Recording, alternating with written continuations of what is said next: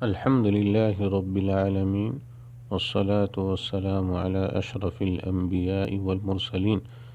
رمضان المبارک کے اہم اعمال میں سے ایک عمل دعا کرنا ہے۔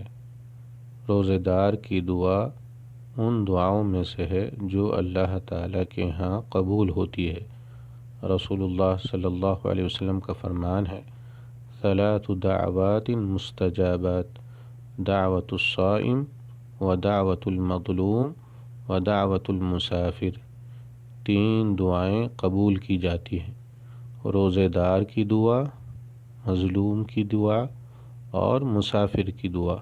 دیکھیے صحیح الجامع الصغیر۔ افطاری کا وقت قبولیت دعا کے اوقات میں سے ہے۔ رسول اللہ صلی اللہ علیہ وسلم کا فرمان ہے، ان للصائم عند فطرہ لدعوۃ ما ترد۔ بے شک روزہ دار کی افطاری کے وقت ایک دعا ایسی ہوتی ہے جسے رد نہیں کیا جاتا۔ رواہ ابن ماجہ، واللہ تعالی اعلم۔